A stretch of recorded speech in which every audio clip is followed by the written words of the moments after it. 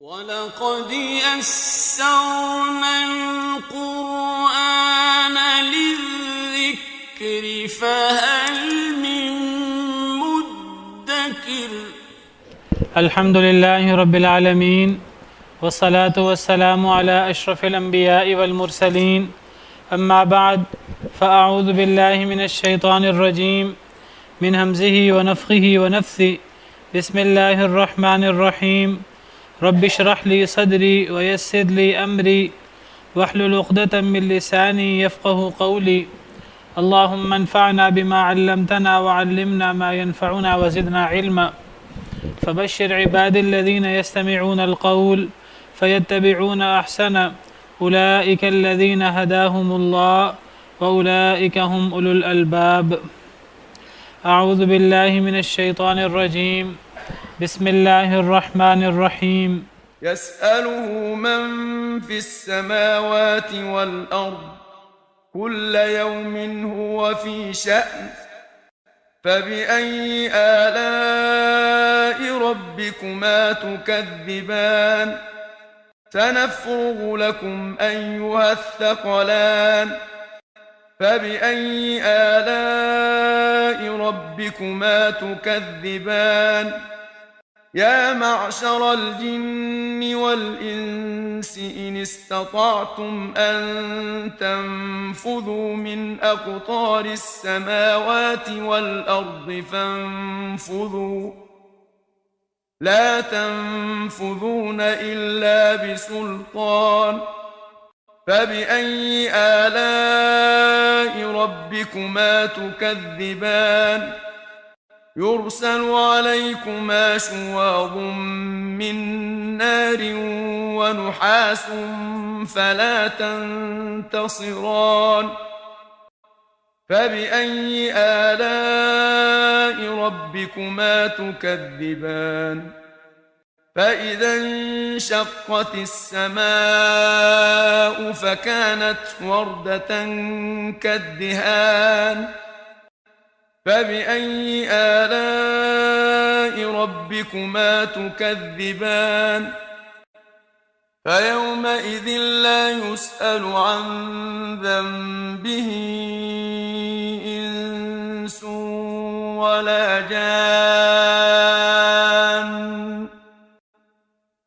فبأي آلاء ربكما تكذبان يعرف المجرمون بسيماهم فيؤخذ بالنواصي والأقدام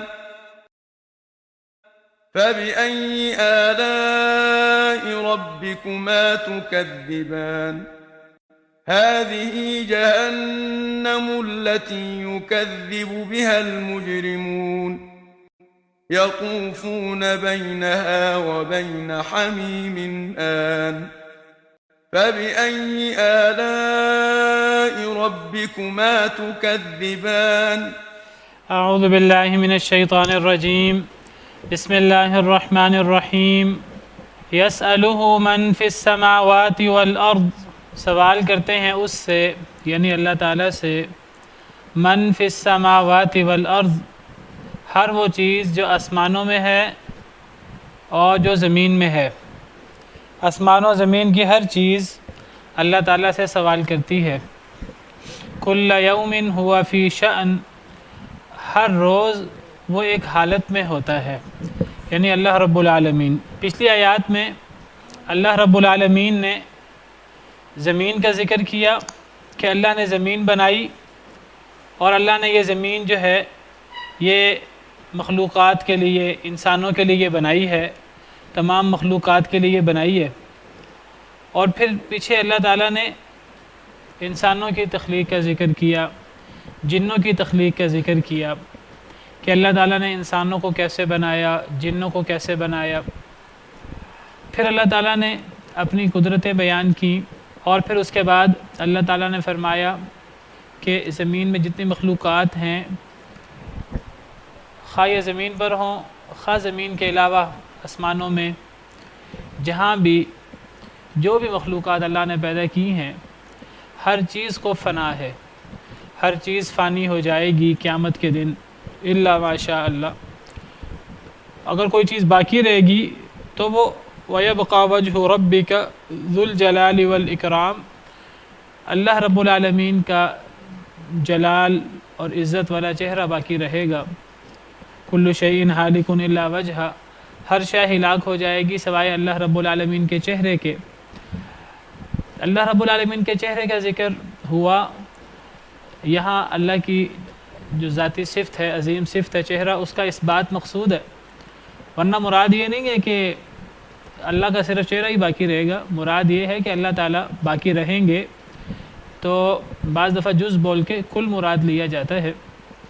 تو اللہ کے علاوہ اللہ باقی رہیں گے، اللہ کے علاوہ ہر چیز فنا ہو جائے گی، ہر چیز ختم ہو جائے گی، اللہ باقی رہیں گے، اللہ کا چہرہ باقی رہے گا جو جلال والا ہے اور اکرام والا ہے۔ اور کل میں نے ذکر کیا تفسیر ابن کثیر کے حوالے سے کہ اللہ تعالیٰ کا چہرہ اتنا جلال اور اتنا اکرام والا ہے، اتنی عظمت اور اتنی کبریائی والا ہے کہ انسان کو اس عظمت اور اس کبریائی کو مد نظر رکھتے ہوئے انسان کو اللہ کی نافرمانی کرنے کا سوچنا بھی نہیں چاہیے۔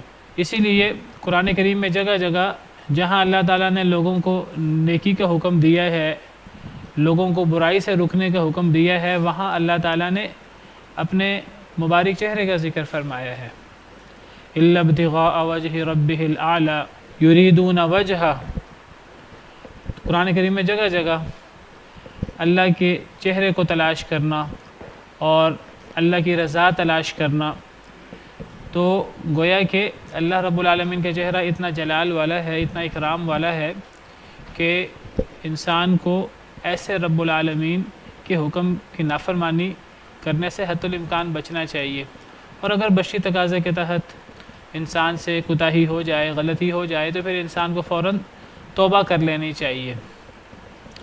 اور میں نے ذکر کیا تھا کہ یہ جو ذو الجلال والاکرام، یہ یہاں اللہ رب العالمین کی چہرے کی صفت کے لیے استعمال ہوا ہے، چہرے کے وصف کے طور پر استعمال ہوا ہے کہ وہ جلال والا اور اکرام والا چہرہ ہے۔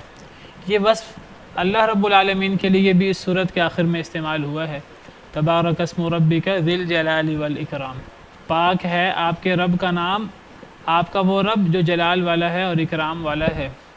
تو یہ جو اللہ تعالیٰ کی دو عظیم صفات ہیں، ذو الجلال والاکرام، یہ اللہ کی بھی صفات ہیں اور اللہ کے عظیم صفت چہرے کی بھی صفات ہیں۔ تو اللہ کو زیادہ سے زیادہ ان صفات کے ساتھ اللہ کو یاد کرنا چاہیے، ان صفات کا ورد کرنا چاہیے، اور دعا کی جائے تو اللہ کو اللہ کے ان مبارک ناموں کا واسطہ دینا چاہیے۔ وَلِلَّهِ الْأَسْمَاءُ الْحُسْنَى فَادْعُوهُ بِهَا، اللہ کے پیارے پیارے نام ہیں، اللہ کو ان ناموں کے ساتھ پکارو۔ تو ان ناموں کے ساتھ اللہ سے دعا کرنی چاہیے، اللہم انت السلام ومنک السلام تبارکت یا ذا الجلال والاکرام۔ اور کئی احادیث میں دعاؤں کے آخر میں اللہ کو اللہ کی انہی صفات کا واسطہ دیا گیا ہے۔ اور حدیث مبارکہ میں آتا ہے، کل میں نے حدیث ذکر کی تھی کہ اللہ کے ان دو مبارک ناموں کا ورد کرنا چاہیے زیادہ سے زیادہ۔ حدیث مبارکہ میں آتا ہے الذو بیا ذا الجلال والاکرام، یا ذا الجلال والاکرام کا زیادہ سے زیادہ ورد کیا کرو۔ یا ذا الجلال والاکرام، اس کو لازم پکڑ لو۔ انسان کو دعا کے علاوہ بھی ذکر کے طور پر بھی انسان کو کثرت کے ساتھ یہ ذکر کرنا چاہیے، یا ذا الجلال والاکرام، یا ذا الجلال والاکرام، یا ذا الجلال والاکرام۔ تو جب اللہ تعالیٰ نے زمین کا ذکر کیا، پھر زمین پر بسنے والی مخلوقات میں سے انسان کا اور جنوں کا ذکر کیا، پھر اللہ نے ان کی فنا کا بھی ذکر کیا کہ یہ سب کی سب چیزیں فنا ہو جائیں گی، تو پھر اب اللہ تعالیٰ اپنی قدرت واضح فرماتے ہیں، اور اللہ تعالیٰ جو ہیں وہ مخلوق کی کمزوری واضح فرماتے ہیں۔ اللہ فرماتے ہیں کہ ہر مخلوق، زمین و آسمان کی ہر چیز، وہ اللہ رب العالمین کی محتاج ہے اور وہ اللہ رب العالمین سے سوال کرتی ہے۔ یسألہ من فی السماوات والارض، سوال کرتی ہے اللہ سے ہر وہ چیز جو آسمانوں میں ہے اور جو زمین میں ہے۔ زمین و آسمان کی ہر چیز اللہ کے سامنے دست سوال دراز کرتی ہے۔ صرف اللہ وحدہ لا شریک ہیں جو کسی کے محتاج نہیں ہیں، جو الغنی الحمید ہیں، تعریف کیے گئے ہیں، اور اللہ تعالیٰ غنی ہیں، بے نیاز ہیں، الصمد ہیں۔ باقی ہر مخلوق، چاہے وہ کتنی عظیم مخلوق کیوں نہ ہو، چاہے اس کی شان کتنی بلند کیوں نہ ہو، چاہے وہ کوئی نبی مرسل کیوں نہ ہو، چاہے وہ کوئی ملک مقرب کیوں نہ ہو، اللہ کا مقرب فرشتہ کیوں نہ ہو، اللہ کے بھیجا ہوا رسول کیوں نہ ہو، کوئی بڑا صحابی، کوئی بڑا ولی اللہ کیوں نہ ہو، ہر ایک اللہ کے سامنے محتاج ہے۔ اللہ تعالیٰ نے اپنی تمام مخلوقات کو، میں نے کل بھی ذکر کیا کہ پیدا کرنے کے بعد چھوڑ نہیں دیا، بلکہ اللہ تعالیٰ ہر دم اپنی تمام مخلوقات کو پیدا کرنے کے بعد ان کی حفاظت کر رہے ہیں، ان کی دیکھ بھال کر رہے ہیں، ان کی ضروریات پوری کر رہے ہیں، ان کو روزی دے رہے ہیں، جس کو جس چیز کی ضرورت ہے۔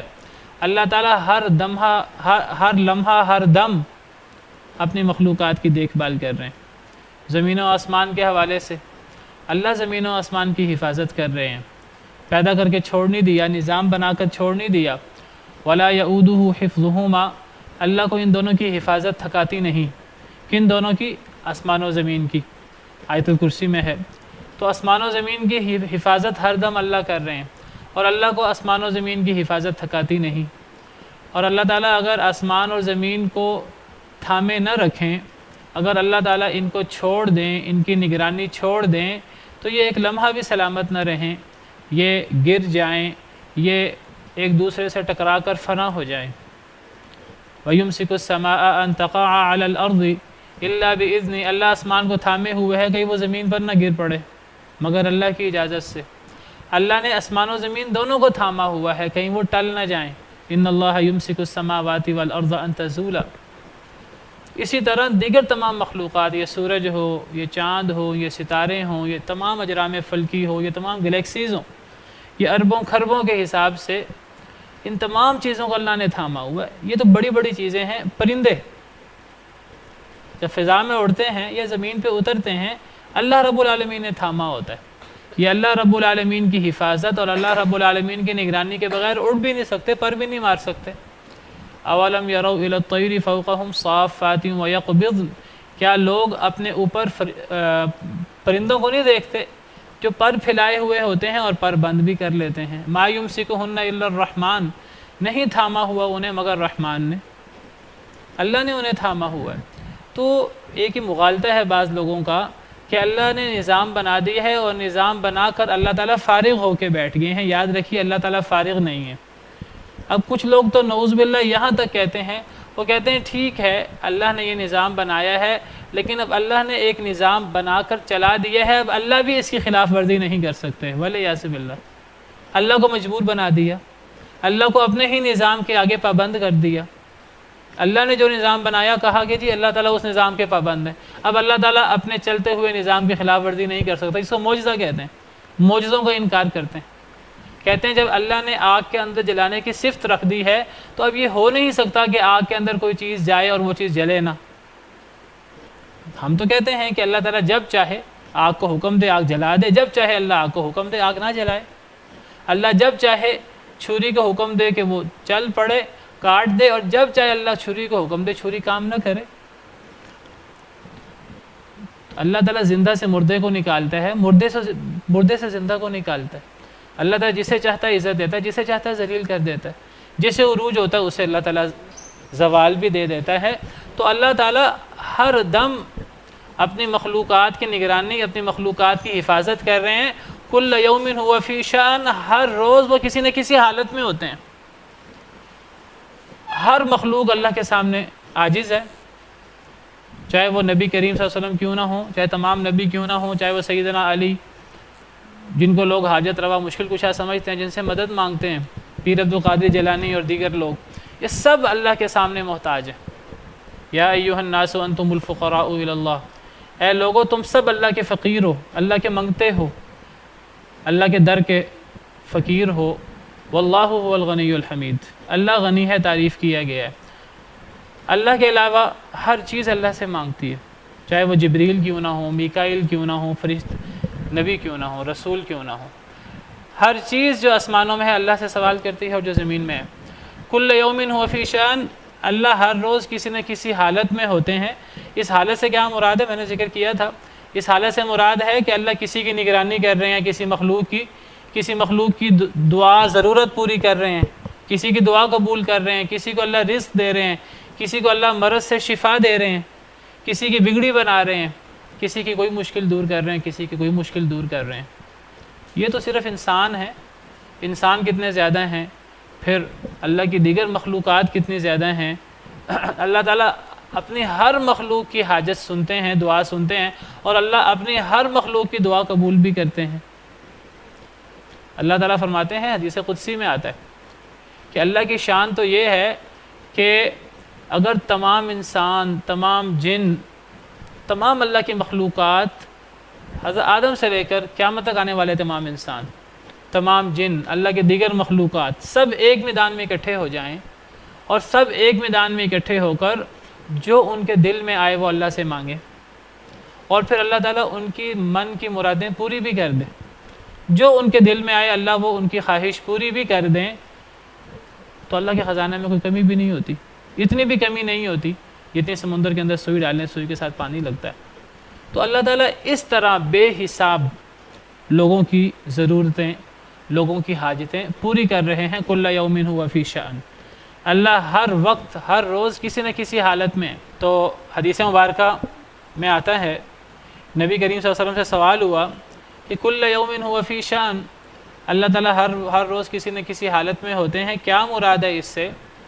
تو نبی کریم صلی اللہ علیہ وسلم نے فرمایا من شأنہ ان یغفر ذنبا، اللہ کی حالتوں میں سے یہ بھی ہے کہ اللہ گناہ معاف کر دیں، یعنی کسی توبہ کرنے والے کا اللہ گناہ معاف کر دیں، وَيُفَرِّجَ كَرْبًا، کسی حاجت مند کا اللہ تعالیٰ حاجت دور کر دیں، کسی تکلیف والے کی اللہ تکلیف دور کر دے، وَيَرْفَعَ قَوْمًا وَيَضَعَ آخَرِينَ، کسی قوم کو اللہ بلند کر دے، عزت دے دے، اور کسی کو اللہ ذلیل کر دے، کسی کو اللہ ذلت دے دے۔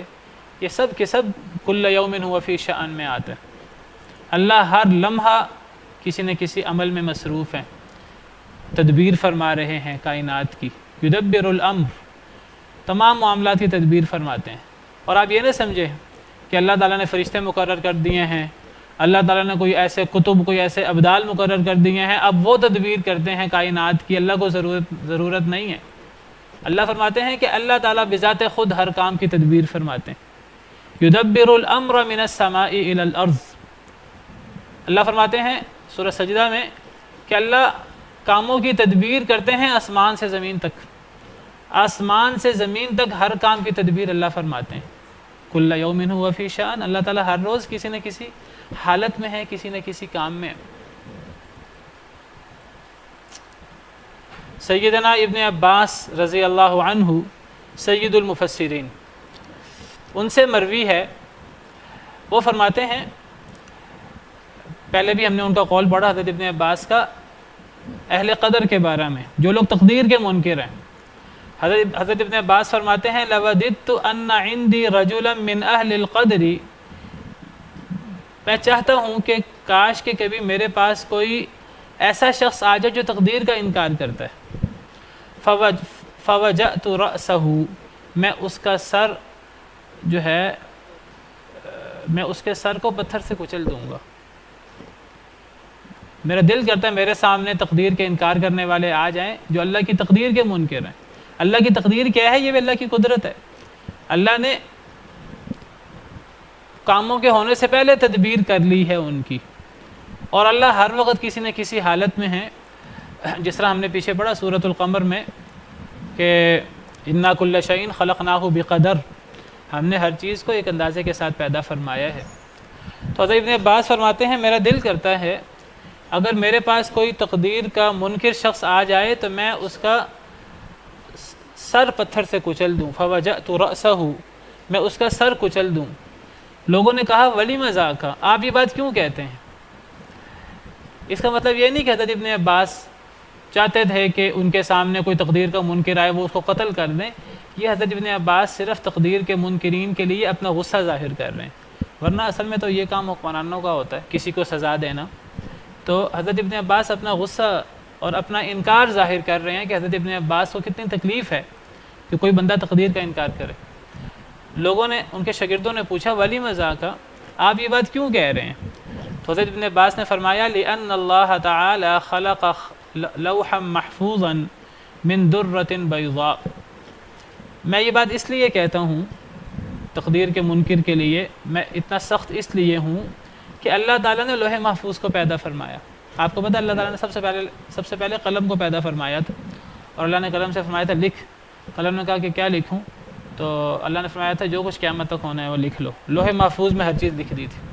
حضرت ابن عباس کہتے ہیں میں یہ بات اس لیے کہتا ہوں کیونکہ اللہ نے لوح محفوظ کو پیدا فرمایا من درۃ بیضاء، ایک سفید موتی سے، دفتاہ من یاقوتۃ حمراء، اس کی جو دونوں کنارے، دونوں جلدیں ہیں لوح محفوظ کی، وہ سرخ یاقوت سے ہیں۔ قلمہ نور، اس کا قلم نورانی ہے جس نے لکھا لوح محفوظ میں۔ وکتابہ نور، اس کی کتابت بھی نورانی ہے۔ وعرضہ ما بین السماء والارض، وہ جو لوح محفوظ جو کتاب ہے جس کے اندر ہر چیز لکھی ہوئی ہے، اس کی چوڑائی آسمان و زمین کے برابر ہے۔ ینظر فیہ کل یوم 60 و300 نظرۃ، اللہ تعالیٰ ایک دن میں لوح محفوظ میں 360 مرتبہ جھانکتے ہیں۔ ایک دن میں اللہ تعالیٰ لوح محفوظ میں کتنی دفعہ جھانکتے ہیں؟ 360 مرتبہ۔ یخلق بکل نظرۃ، جتنی دفعہ اللہ دیکھتے ہیں لوح محفوظ میں اتنی دفعہ ہی کسی چیز کو پیدا کرتے ہیں۔ یخلق بکل نظرۃ، جتنی دفعہ دیکھتے ہیں اتنی دفعہ پیدا کرتے ہیں۔ ویحیی ویمیت، زندہ بھی کرتے ہیں مارتے بھی ہیں اتنی مرتبہ۔ ویعز ویذل، عزت بھی دیتے ہیں ذلیل بھی کرتے ہیں۔ ویفعل ما یشاء، جو چاہتے ہیں کرتے ہیں۔ یعنی یہ سمجھنا کہ اللہ تعالیٰ نے بس ایک نظام بنا دیا ہے، لوح محفوظ میں لکھ دیا ہے، اب اللہ فارغ ہو کے بیٹھ گئے ہیں، یہ بات صحیح نہیں ہے۔ اللہ نے تقدیر بنائی ہے، لیکن تقدیر بنانے کے بعد ہر چیز کو پیدا فرمایا ہے، ہر چیز کی تدبیر کی ہے، لیکن کرنے کے بعد فارغ ہو کر نہیں بیٹھ گئے۔ اللہ روزانہ لوح محفوظ میں 360 مرتبہ دیکھتے ہیں، اور جتنی دفعہ دیکھتے ہیں اتنی دفعہ پیدا فرماتے ہیں، زندہ کرتے ہیں، مارتے ہیں، عزت دیتے ہیں، ذلیل کرتے ہیں، جو چاہتے ہیں کرتے ہیں۔ اللہ ہر لمحہ کسی نہ کسی حالت میں ہے، کسی نہ کسی کام میں ہے۔ کل یوم ہوا فی شان، تو یہ اللہ رب العالمین کی قدرت ہے، یہ اللہ رب العالمین کی شان ہے۔ فَبِأَيِّ آلَاءِ رَبِّكُمَا تُكَذِّبَانِ، تو تم دونوں اے انسانوں اور جنوں اپنے رب کی کس کس نعمتوں کا تم انکار کرو گے؟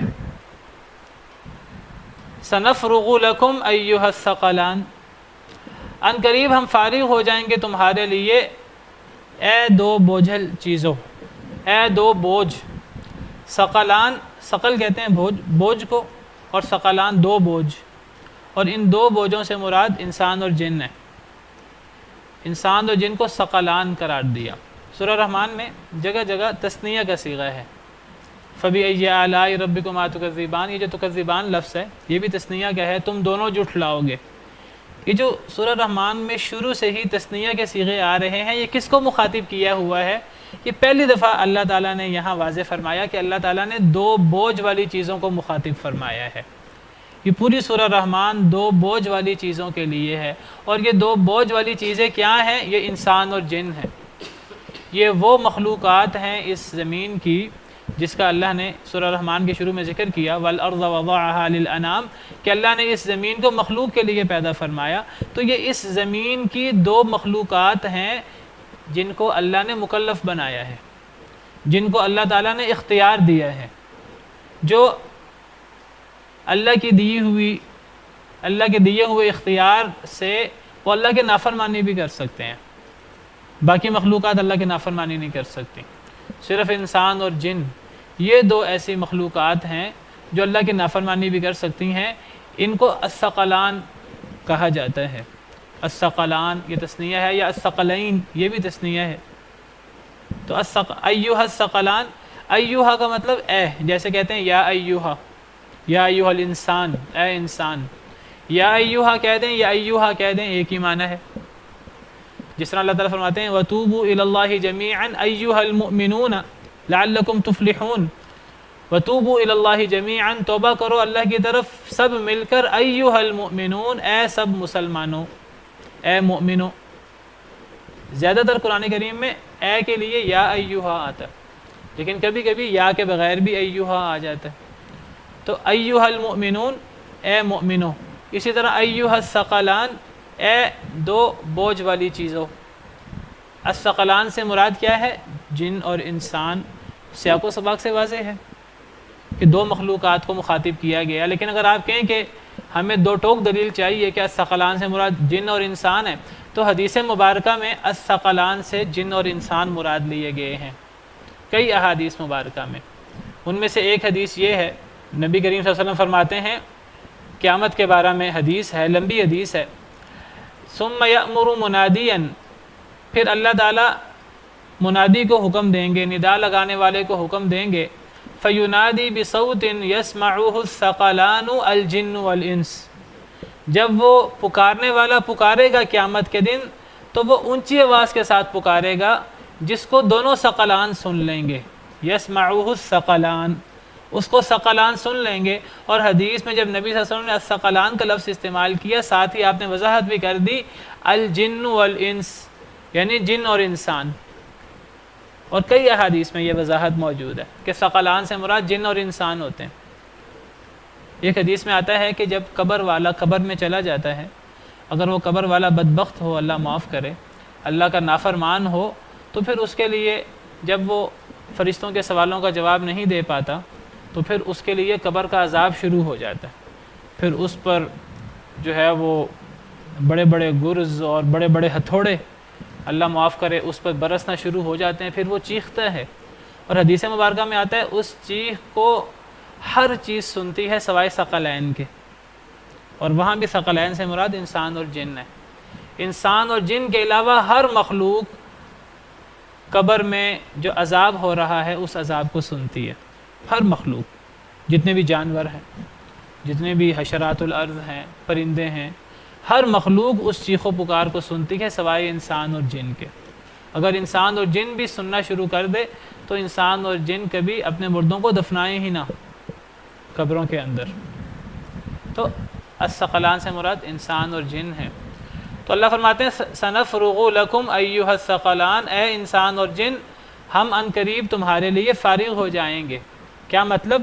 یعنی قیامت کے دن، یعنی قیامت کے دن ہم تمہارے لیے فارغ ہو جائیں گے تمہارا حساب لینے کے لیے، تمہارا حساب کریں گے. کیا مطلب ہے ہم تمہارے لیے فارغ ہو جائیں گے؟ یعنی کیا اللہ تعالیٰ بہت زیادہ مصروف ہیں کہ اللہ کے پاس ابھی وقت نہیں ہے حساب کا؟ نہیں، یہ ایک ڈانٹ کا انداز ہے، یہ ایک ڈانٹ کا انداز ہے، اور عربوں میں یہ مشہور ہے. ایک بندہ فارغ بھی ہو تو وہ بھی جب اس نے کسی سے انتقام لینا ہوتا ہے وہ کہتا ہے کہ سأفرغ لک، ان قریب میں تیرے لیے فارغ ہو جاؤں گا. اصل میں مراد یہ نہیں ہوتی کہ میں ابھی بڑا مصروف ہوں، ابھی وقت نہیں ہے، جب مجھے وقت ملے گا تب میں تیرے لیے فارغ ہوں گا اور تب میں تجھ سے بدلہ لوں گا. یہ ایک تنبیہ، ایک تہدید کا انداز ہے، ایک ڈانٹ کا انداز ہے. مفسرین کہتے ہیں کہ سنفرغ سے مراد ہے سنحاسبکم، ہم ان قریب تمہارا حساب کریں گے. یعنی یہ مطلب نہیں اللہ تعالیٰ چونکہ اتنے کاموں میں مصروف ہیں، کل یوم هو فی شأن، اللہ ہر روز کسی نہ کسی حالت میں ہے، اللہ کسی کی حاجت سن رہے ہیں، کسی کی دعا سن رہے ہیں، کسی کی ضرورت پوری کر رہے ہیں، تو اللہ کے پاس وقت نہیں ہے. پھر ایک وقت ہوگا اللہ تعالیٰ تمام کاموں کو سائڈ پہ رکھیں گے اور اللہ حساب کریں گے. نہیں، اللہ تعالیٰ کے پاس تو جتنی مخلوقات ہیں، ہر ہزاروں لاکھوں کروڑوں مخلوقات، اور ہر مخلوق کے کتنے افراد ہیں، ہر مخلوق کی اللہ ضرورت بھی پوری کرتے ہیں، ہر مخلوق کی اللہ پکار بھی سنتے ہیں، دعائیں بھی سنتے ہیں. اس کے باوجود اللہ جو چاہیں، جو کرنا چاہیں اللہ کر سکتے ہیں. اللہ نے کسی کو سزا دینی ہے، اللہ نے کسی کا حساب لینا، اللہ لے سکتے ہیں. لیکن اللہ نے اصل میں حساب لینے کے لیے ایک وقت مقرر کر رکھا ہے. اصل میں تنبیہ اور ڈانٹ کا انداز ہے کہ عنقریب تمہارا حساب کریں گے. تم جو اعمال کر رہے ہو اچھے یا برے، ہم نے تمہیں ان کی جزا دینی ہے. نیک لوگوں کو ان کا بدلہ دینا ہے اچھا، اور برے لوگوں کو ان کی سزا دینی ہے. تو یہ ایک ڈانٹ کا انداز ہے. ہم عنقریب فارغ ہو جائیں گے تمہارے لیے ایھا الثقلان، اے انسانوں اور جنوں. فبأي آلاء ربكما تكذبان، پس تم دونوں اپنے رب کی کن کن نعمتوں کو جھٹلاؤ گے. اللہ تعالیٰ ڈانٹ رہے ہیں اور اللہ تعالیٰ فرما رہے ہیں کہ اے جنوں اور انسانوں ہم عنقریب تمہارے لیے فارغ ہو جائیں گے، عنقریب تمہارا حساب لیں گے. اور ساتھ ہی اللہ فرماتے ہیں کہ تم دونوں اپنے رب کی کس کس نعمت کو جھٹلاؤ گے. کیا حساب لینا یہ اللہ کی نعمت ہے؟ کیا حساب لینا اللہ کی نعمت ہے؟ اللہ فرماتے ہیں کہ ہم عنقریب تمہارے لیے فارغ ہو جائیں گے اے جنوں اور انسانوں. اور آپ کو پتہ ہے جنوں انسانوں میں سے اکثر لوگ اللہ کے غضب کا شکار ہوں گے. بہت تھوڑے لوگ ہیں، اللہ ہمیں ان لوگوں میں شامل فرمائے. وَقَلِيلٌ مِّنْ عِبَادِيَ الشَّكُورُ. بہت تھوڑے میرے بندوں میں سے شکر گزار ہیں. بہت تھوڑے بندے جو ہیں وہ شیطان کی پیروی سے بچیں گے. زیادہ لوگ شیطان کے پیروکار ہوں گے، زیادہ لوگ جہنم میں جائیں گے. لَأَمْلَأَنَّ جَهَنَّمَ مِنْكَ وَمِمَّنْ تَبِعَكَ مِنْهُمْ أَجْمَعِينَ. تجھ سے اے شیطان اور جو بھی تیری پیروی کرے ان سب سے جہنم کو بھر دوں گا، سوائے چند خالص لوگوں کے. وہ تھوڑے لوگ ہوں گے. تو اللہ فرماتے ہیں ڈانٹ کر کہ اے جنوں اور انسانوں ہم عنقریب تمہارے لیے فارغ ہو جائیں گے. مراد کیا ہے کہ ہم تمہارا حساب کریں گے. جس نے گناہ کیا ہے اس کو اس کی سزا دیں گے اور جس نے نیکی کی ہے اس کو اس کا بدلہ دیں گے. اور پھر اللہ فرماتے ہیں کہ تم دونوں اپنے رب کی کس کس نعمت کا انکار کرو گے. تو میرا سوال یہ ہے کہ کیا اللہ کا حساب لینا، اللہ کا نیک لوگوں کو نیک بدلہ دینا، برے لوگوں کو سزا دینا، یہ اللہ کی نعمت ہے؟ اللہ نے اس کے بعد اپنی نعمت کا ذکر کیا. تم اپنے رب کی کس کس نعمت کا انکار کرو گے؟ تو یہ یاد رکھیے اللہ کی نعمت ہے. جی نہیں یہ حقیقتاً اللہ کی نعمت ہے. ظالم کو ظلم کی سزا دینا نعمت ہے کہ نہیں؟ باقی لوگوں کے لیے یہ اصل میں یہ ظالم کو روکنا ہے اور یہ ظالم کی بھی مدد ہے اور مظلوم کی مدد تو ہے ہی، یہ ظالم کی بھی مدد ہے. نبی صلی اللہ علیہ وسلم نے فرمایا انصر اخاک ظالما او مظلوما. اپنے بھائی کی مدد کرو خواہ وہ ظالم ہو خواہ مظلوم. کیا مطلب ہے اپنے بھائی کی مدد کرو خواہ ظالم ہو خواہ مظلوم؟ مطلب یہ اگر مظلوم ہے تو اس کی مدد کرو، وہ تو واضح ہے. اگر ظالم ہے تو اس کی مدد کرو، یعنی اس کو ظلم سے روک لو. تو ظالم کو اس کے ظلم سے روک لینا، ظالم کو اس کے ظلم کی سزا دینا، یہ تو نعمت ہے اللہ کی. اللہ نے اس کو زندگی قرار دیا قرآن میں. وَلَكُمْ فِي الْقِصَاصِ حَيَاتٌ یا اولی الالباب. اے عقل مندو تمہارے لیے قصاص میں زندگی ہے. لعلکم تتقون تاکہ تم پرہیزگار بن جاؤ. تو قصاص جس میں کسی قاتل کو قتل کیا جاتا ہے، کسی ظالم کو اس کے ظلم کا بدلہ دیا جاتا ہے، تو یہ اللہ کی بہت بڑی نعمت ہے. اسی لیے اللہ تعالیٰ قرآن کریم میں فرماتے ہیں کہ جب دنیا میں ظلم بڑھ جاتا ہے، ظالم عروج حاصل کرتا رہتا ہے، ایک وقت آتا ہے کہ اللہ تعالیٰ ظالم کو ذلیل کر دیتے ہیں اور یہ اللہ کی رحمت ہوتی ہے. اور اللہ قرآن میں فرماتے ہیں وَلَوْلَا دَفْعُ اللَّهِ النَّاسَ بَعْضَهُمْ بِبَعْضٍ لَفَسَدَتِ الْأَرْضِ. اگر اللہ تعالیٰ بعض لوگوں کو بعض لوگوں سے دور نہ کرتا تو زمین میں فساد ہو جاتا. کیا مطلب ہے اس آیت کریمہ کا؟ کہ دوسرے پارے کی سیکنڈ لاسٹ آیت ہے. اگر اللہ تعالیٰ لوگوں کے ذریعے لوگوں کو دور نہ کرتا، کیا مطلب؟ مطلب یہ ہے کہ اگر ایک سرکش ہوتا رہتا ہے اور وہ طاقت پہ طاقت حاصل کرتا رہتا ہے، علاقوں پہ علاقے فتح کرتا رہتا ہے، بڑا ظالم ہے، وہ ظلم کرتا جاتا ہے، علاقوں پہ علاقے فتح کرتا رہتا ہے، ظلم کا بازار گرم کرتا رہتا ہے. ایک وقت آ جاتا ہے کہ اللہ تعالیٰ اور لوگوں کے ذریعے اللہ تعالیٰ اس کو شکست دے دیتے ہیں. اللہ تعالیٰ کمزوروں کے ذریعے اس طاقتور کو شکست دے دیتے ہیں. اللہ فرماتے ہیں یہ اللہ کی ایک سنت ہے. اللہ نے ایسے کرنا ہی کرنا ہے کہ ہر عروج کو زوال ہوگا. تو اللہ فرماتے ہیں اگر اللہ تعالیٰ لوگوں کے ذریعے لوگوں کو دور نہ کرے تو زمین میں فساد ہو جائے. تو اللہ نے زمین کو قائم رکھنا ہے. اگر ایک ظالم ہی وہی ہمیشہ غالب رہے اور وہی ظلم کرتا رہے تو زمین میں فساد ہو جائے گا، پھر زمین باقی نہیں رہے گی. اللہ نے زمین کا نظام چلانا ہے تو ظلم پھر ظلم ہے، بڑھتا ہے تو مٹ جاتا ہے اللہ کے حکم سے. تو یہ اللہ کا عدل ہے، اللہ کا انصاف ہے. یہ اللہ کا عدل، اللہ کا انصاف تو اللہ کی رحمت ہے.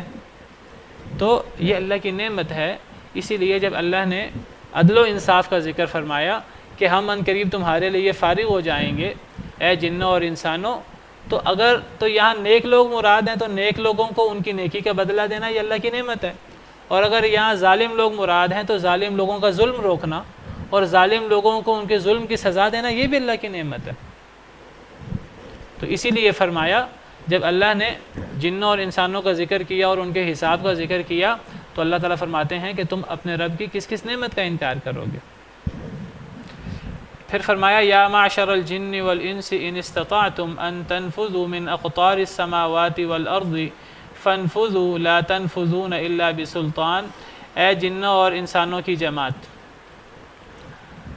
اس سے بھی پتہ لگا کہ اس پوری صورت میں جنوں اور انسانوں کو خطاب ہے. ایھا الثقلان سے مراد بھی جن اور انسان ہے. یا معشر الجن والانس اے انسانوں اور جنوں کی جماعت ان استطعتم ان تنفذوا من اقطار السماوات والارض اگر تم طاقت رکھو کہ تم نکل جاؤ آسمان اور زمین کے کناروں سے. فانفذوا تو نکل جاؤ. اے جنوں اور انسانوں اللہ نے تمہیں مہلت دی ہوئی ہے. یہ مہلت دائمی نہیں ہے, یہ تھوڑی سی مہلت ہے. متاع قلیل, یہ تھوڑا سا فائدہ ہے. ثم مأواہم جہنم, پھر تمہارا ٹھکانہ جہنم ہے. یہ تھوڑی سی مہلت ہے. قال ومن کفر فامتعه قلیلا, اللہ نے فرمایا جو کفر کرے گا میں اسے تھوڑی سی مہلت دوں گا. ثم اضطرہ الی عذاب النار, پھر میں اسے آگ کے عذاب کی طرف مجبور کر دوں گا. اللہ نے مہلت دی ہے. یہ مہلت جب ختم ہوتی ہے, اللہ فرماتے ہیں جب اللہ کی پکڑ آ جاتی ہے, جب ڈھیل کا وقت ختم ہو جاتا ہے, اب اللہ کی پکڑ کے وقت انسانوں اور جنوں میں سے جو طاقت رکھتا ہے کہ وہ اللہ کی پکڑ سے بھاگ جائے تو وہ بھاگ لے. جو طاقت رکھتا ہے کہ وہ اللہ کی پکڑ سے بھاگ سکے تو بھاگ جائے. جو زمینوں آسمان کے کناروں سے نکلنے کی سکت رکھتا ہے تو وہ نکل جائے. لا تنفذون الا بسلطان, نہیں تم نکل سکتے مگر طاقت کے ساتھ, غلبے کے ساتھ, اور وہ غلبہ ہے نہیں کسی کے پاس. نہیں تم نکل سکتے زمین و آسمان کے کناروں سے, اللہ کی پکڑ سے تم نہیں بچ سکتے. الا بسلطان, مگر غلبے کے ساتھ. اور کس کے پاس غلبہ ہے اللہ کے بالمقابل؟ کسی کے پاس غلبہ نہیں ہے. اللہ کی پکڑ کے بالمقابل اگر کسی نے بچنا ہے اللہ کی پکڑ سے, اس پکڑ سے بچنے کا ایک ہی ذریعہ ہے, وہ ہے اللہ کی رحمت کا ذریعہ, اللہ کی رحمت کا واسطہ. اللہ کے غضب سے کسی نے بچنا ہے تو اللہ کی رحمت کی پناہ لے سکتا ہے, اور کوئی پناہ نہیں ہے. اللہم انا نعوذ برضاک من سخطک, اے اللہ ہم آپ کی ناراضگی سے آپ کی رضا کی پناہ لیتے ہیں. وبمعافاتک من عقوبتک, اے اللہ ہم آپ کی سزا سے آپ کی معافی کی پناہ لیتے ہیں.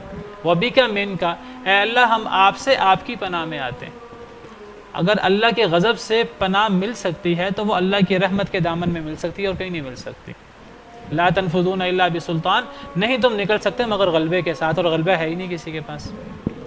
تو فرمایا کہ اے جنوں اور انسانوں کی جماعت اگر تم طاقت رکھو یہ کہ تم نکل جاؤ آسمان اور زمین کے کناروں سے تو پھر نکل جاؤ.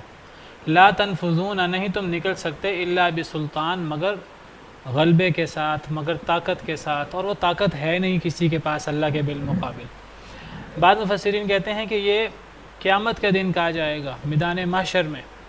جب میدان محشر میں سب لوگ اکٹھے ہوں گے, قبروں سے نکلیں گے, تو ان لوگوں سے کہا جائے گا کہ اب تمہارا حساب کتاب شروع ہونے والا ہے. اب نیک لوگوں کو ان کی نیک عمل کی جزا اور برے لوگوں کو ان کے برے عمل کی سزا دی جائے گی. جو بھاگ سکتا ہے وہ بھاگ جائے, کوئی نہیں بھاگ سکے گا. وہاں فرشتے بھی موجود ہوں گے, کوئی فرشتوں کی پکڑ سے نہیں بھاگ سکے گا. فرشتے نہ بھی ہوں تو اللہ سے کوئی نہیں بھاگ سکے گا. فَبِأَيِّ آلَاءِ رَبِّكُمَا تُكَذِّبَانِ, پس تم دونوں اپنے رب کی کن کن نعمتوں کو جھٹلاؤ گے. یہاں بھی پکڑ کا ذکر ہے, اللہ کی پکڑ کا, اللہ کے عذاب کا ظالموں کے لیے. تو ظالموں کے لیے اللہ کا عذاب یہ نعمت ہے. اللہ ظالموں کو ان کے ظلم کا حساب دے, اللہ نیک لوگوں کو ان کے نیک اعمال کا بدلہ دے. یہ دونوں نعمتیں ہیں اللہ کی, یہ دونوں نعمتیں ہیں. یا پھر آپ اس کو اس انداز سے لیں کہ کسی ظالم کو یہ بتا دینا کہ اگر تم ظلم کرو گے تو تمہارے ساتھ یہ ہوگا قیامت کے دن. یہ اللہ کی کتنی بڑی نعمت ہے. اگر کوئی شخص کسی ایسے رستے پر جا رہا ہو جس رستے پہ ڈاکو ہیں, تو کسی شخص کو بتا دینا کہ اس رستے پر ڈاکو ہیں, اس رستے سے نہ جاؤ. یہ اس کے ساتھ احسان ہے کہ نہیں؟ بہت بڑا اللہ کا احسان ہے. تو آپ اس کو دو اعتبار سے, اگر نیک لوگ ہیں تو نیک لوگوں کو نیک بدلہ دینا وہ تو اللہ کی نعمت ہے ہی. اصل دل میں سوال پیدا ہوتا ہے ظالموں کو ان کے ظلم کا حساب دینا, ظالموں کو ظلم کے مقابلے میں سزا دینا, تو یہ اللہ کی نعمت کیسے ہے؟ تو یہ عدل و انصاف ہے, اور عدل و انصاف اللہ کی نعمت ہے. یا پھر ظالم لوگوں کو ان کی سزا بتا دینا مرنے سے پہلے تاکہ وہ توبہ کر لیں، یہ اللہ کی کتنی بڑی نعمت ہے۔ فَبِأَيِّ آلَاءِ رَبِّكُمَا تُكَذِّبَانِ، تم دونوں اپنے رب کی کن کن نعمتوں کا انکار کرو گے۔ يُرْسَلُ عَلَيْكُمَا شُوَاظٌ مِّن نَارٍ وَنُحَاسٌ فَلَا تَنتَصِرَانِ، بھیجا جائے گا تم دونوں پر، اے انسانوں اور اے جنوں، شُوَاظٌ مِّن نَارٍ، شعلے آگ کے، وَنُحَاسٌ اور لپک اور دھواں، فَلَا تَنتَصِرَانِ، پس تم دونوں بدلہ نہیں لے سکو گے۔ تم دونوں پر آگ کے شعلے اور آگ کا دھواں چھوڑا جائے گا عذاب کے لیے، تو تم بدلہ نہیں لے سکو گے، بچ نہیں سکو گے، اپنے آپ کو بچا نہیں سکو گے۔ یعنی اگر کوئی یہ سمجھے کہ میں قیامت کے دن بھاگ جاؤں گا، دور چلا جاؤں گا، اگر فرض کریں وہ دور چلا بھی جائے تو پیچھے سے آگ کے شعلے، اور شعلے بھی کتنے کتنے بڑے ہیں، بڑے بڑے اونٹوں جتنے، بڑے بڑے محل جتنے شعلے۔ انطلقوا الی ما کنتم بہ تکذبون، سورہ مرسلات میں، کہ چلو اس عذاب کی طرف جس کو تم جھٹلاتے تھے، انطلقوا الی ظل ذی ثلاث شعب، اس عذاب کی طرف چلو جو 3 سایوں کی طرح ہے، لا ظلیل ولا یغنی من اللہب، اس کا کوئی سایہ نہیں ہے اور وہ آگ کے شعلوں سے بھی بچا نہیں سکے گا۔ انہا ترمی بشرر کالقصر، قیامت کے دن جہنم بڑے بڑے محلوں جتنے شعلے پھینکے گی، بڑے بڑے محلوں جتنے انگارے پھینکے گی۔ انہا ترمی بشرر، جہنم قیامت کے دن شرارے پھینکے گی، کالقصر، قصر کی طرح، بڑے بڑے محلوں جتنے، کأنہ جمالۃ صفر، گویا کہ وہ زرد اونٹ ہیں۔ زرد اونٹ، یہ اونٹوں کی ایک بہت بڑی بھاری بھرکم نسل ہوتی تھی، تو بڑے بڑے اونٹوں جتنے، بڑے بڑے محلات جتنے انگارے ہوں گے، آگ کے شعلے ہوں گے۔ شعلہ چھوٹی سی چیز ہوتی ہے، جب آگ جلائیں تو چھوٹے چھوٹے شعلے نکلتے ہیں، تو جہنم کی آگ کے شعلے چھوٹے نہیں ہیں۔ تو اگر تم سمجھتے ہو کہ تم بھاگ جاؤ گے، تو بالفرض اگر تم بھاگ بھی گئے تو پیچھے سے آگ کے شعلے آئیں گے، دھواں آئے گا، فلا تنتصران، تم دونوں بدلہ نہیں لے سکو گے، اپنے آپ کو بچا نہیں سکو گے، والعیاذ باللہ۔ بعض مفسرین نے نحاس سے مراد پگھلا ہوا تانبا لی ہے، بعض مفسرین نے نحاس سے مراد دھواں لی ہے۔ جہنم کی آگ کا دھواں وہ بہت بڑا عذاب ہے، جس کو قرآن کریم میں کئی مقامات پر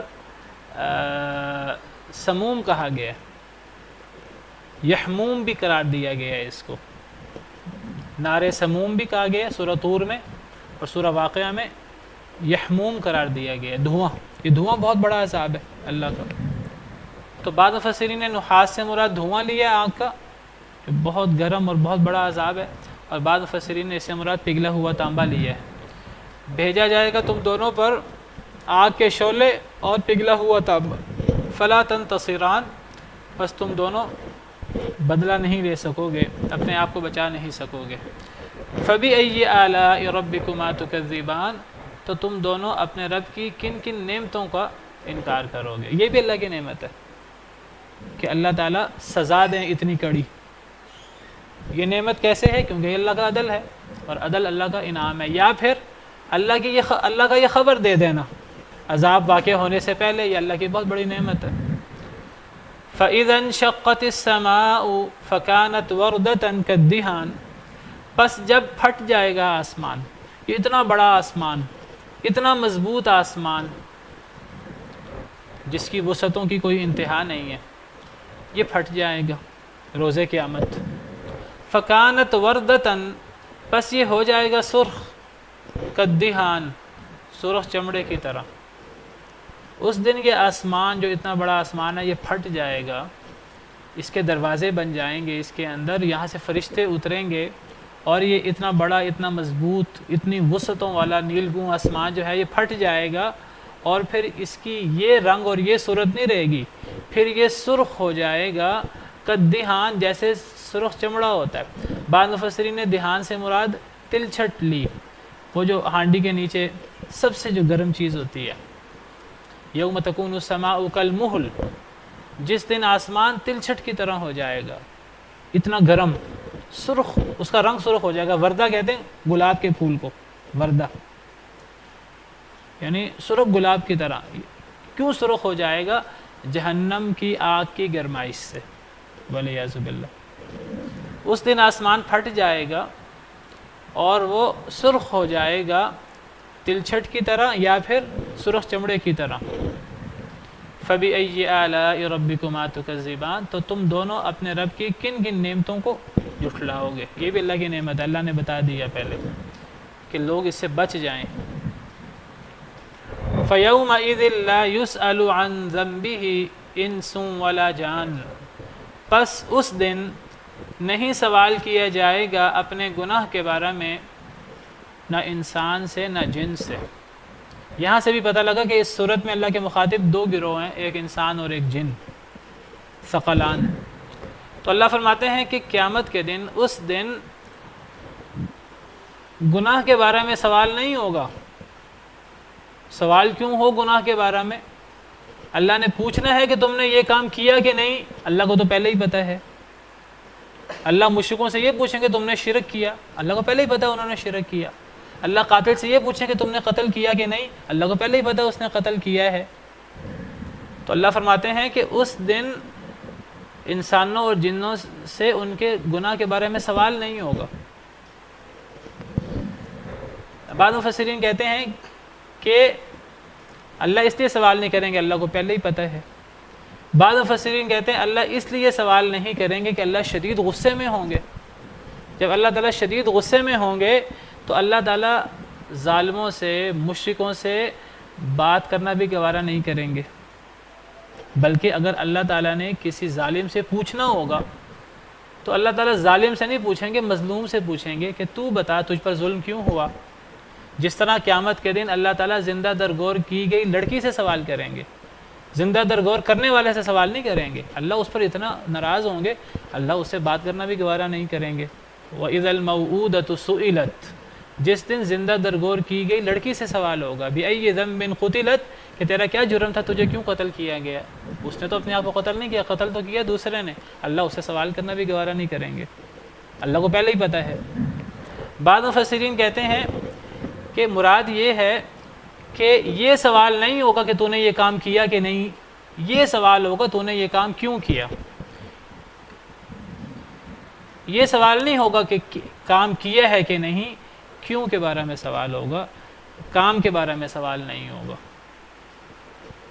بعض مفسرین کہتے ہیں کہ نہیں، سوال تو ہوگا لیکن بعض ایسے موقع ہیں ان موقعوں پر سوال نہیں ہوگا، بعض موقعوں پر سوال ہوگا. قرآن کریم میں سوالوں کا ذکر بھی ہے. قرآن کریم کی کئی آیات سے پتہ لگتا ہے اللہ مجرموں سے سوال کریں گے. اللہ تعالیٰ حدیث میں آتا ہے کہ اس وقت تک انسان کے قدم نہیں ہلیں گے جب تک اس سے 5 چیزوں کے بارے میں سوال نہ ہو. تو سوال تو ہوگا. اب کئی آیات سے پتہ لگتا ہے قیامت کے دن سوال ہوگا، کئی آیات سے پتہ لگتا ہے سوال نہیں ہوگا. اب اس آیت سے پتہ لگتا ہے سوال نہیں ہوگا. اور سورہ مرسلات میں بھی ہے ھذا یوم لا ینطقون، یہ وہ دن ہے جس دن وہ بات بھی نہیں کر سکیں گے. ولا یؤذن لهم فیعتذرون، ان کو عذر پیش کرنے کی بھی اجازت نہیں ہوگی. لیکن دیگر آیات سے پتہ لگتا ہے کہ ظالم لوگ، مشرک لوگ عذر پیش کریں گے الٹے سیدھے. قرآن کریم میں ہی ہے ثم لم تکن فتنتهم الا ان قالوا واللہ ربنا ما كنا مشرکین، پھر ان کا جواب اس کے علاوہ کچھ نہیں ہوگا، وہ کہیں گے اللہ کی قسم ہم نے تو شرک ہی نہیں کیا. یہ قرآن کی آیت ہے.